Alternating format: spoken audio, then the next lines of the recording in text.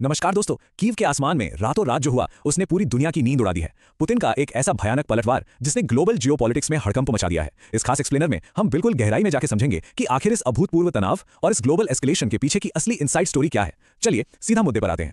अब जो सबसे बड़ा सवाल सबके दिमाग में घूम रहा है वो ये है कि आखिर रूस ने अचानक अपना अब तक का सबसे बड़ा हमला क्यों कर दिया। 2026 के इस भीषण प्रहार के पीछे वो कौन सा ट्रिगर पॉइंट था जिसने इस बारूद में चिंगारी लगा दी। क्योंकि देखिए, बिना उस घटना को समझे हम इस पूरी पिक्चर को नहीं समझ सकते। तो चलिए सबसे पहले उस घटना पर नजर डालते हैं जिसने असल में कैटलिस्ट का काम किया, यानी लुहांस्क स्ट्राइक। 22 और 23 मई को रूसी नियंत्रण वाले लुहांस्क में जो हुआ उस पर दोनों पक्षों की अपनी अपनी बिल्कुल अलग कहानी है। एक तरफ यूक्रेन का दावा है कि उन्होंने एक मिलिट्री टारगेट को हिट किया था, खासकर रूबिकॉन ड्रोन यूनिट के हेडक्वार्टर्स को। लेकिन दूसरी तरफ रूस का कहना है कि ये कोई सैन्य ठिकाना नहीं बल्कि एक सिविलियन हॉस्टल था जहां 18 युवतियों की जान चली गई और 42 लोग घायल हुए। हम यहां किसी का पक्ष नहीं ले रहे हैं, लेकिन इन दो बिल्कुल अलग अलग नैरेटिव्स के सीधे टकराव ने ही इस भयानक एस्केलेशन की नींव रखी। और इसी घटना के ठीक बाद व्लादिमीर पुतिन की तरफ से एक सख्त चेतावनी आई और फिर सामने आया हथियारों का वो जखीरा जिसने सबको हैरान कर दिया। 100 मिसाइलें और 600 ड्रोन्स। जरा सोच कर देखिए, लुहांस्क की उस घटना के महज 24 घंटे के भीतर रातों रात कीव के आसमान से 600 से भी ज्यादा मिलिट्री ड्रोन्स की बारिश हो गई।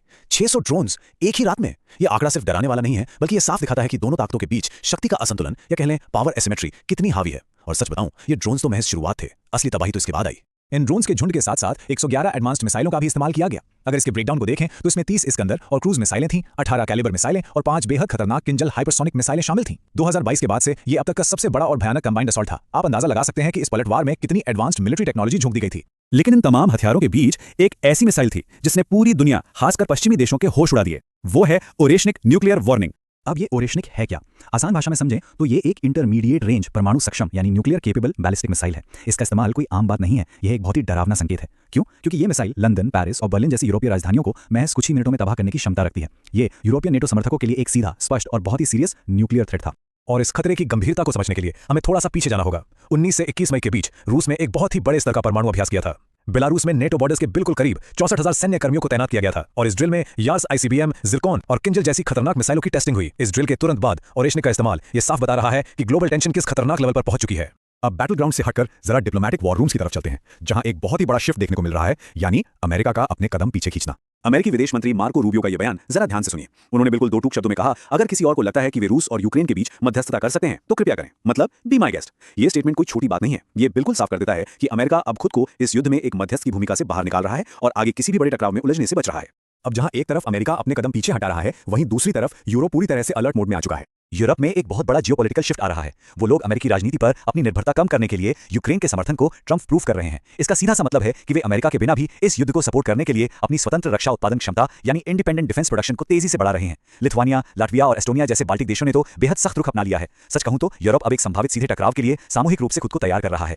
और इसी तैयारी के बीच मिलिट्री इंटेलिजेंस की रिपोर्ट बताती है कि एक नया तूफान आने वाला है। रूस का समर ऑफेंसिव यानी गर्मियों का बड़ा सैन्य अभियान बस शुरू ही होने वाला है।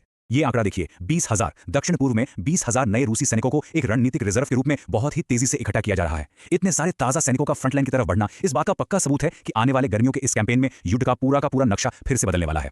आखिर इस नए ऑफेंसिव के टारगेट्स क्या हैं? इसके 3 मुख्य रणनीतिक लक्ष्य हैं। पहला, डॉनबास के बचे हुए इलाकों पर पूरी तरह से कब्जा करना। दूसरा, खार्किव, सूमी और चेर्निहाइव के पास एक नया उत्तरी बफर जोन बनाना। और तीसरा, जो सबसे बड़ा है, यूक्रेन की ब्लैक सी यानी काले सागर तक पहुंच को पूरी तरह से काट देना। ये साफ है कि बैटल ग्राउंड को पूरी तरह से रीशेप करने की तैयारी हो चुकी है। तो इन सारे हालातों को समझने के बाद इस एक्सप्लेनर के अंत में एक बहुत ही गंभीर सवाल हमारे सामने आकर खड़ा हो जाता है। क्या यूरोप और रूस सच में एक सीधे टकराव की तरफ बढ़ रहे हैं? अमेरिका का पीछे हटना, यूरोप का अपनी मिलिट्री ताकत बढ़ाना और रूस का इस स्तर का परमाणु सक्षम चेतावनी वाला हमला, ये सब एक बहुत ही खतरनाक ग्लोबल संकट की तरफ इशारा कर रहे हैं। इस सवाल का जवाब शायद आने वाला वक्त ही देगा, लेकिन जो खतरा है वो बिल्कुल रियल है। आपको क्या लगता है?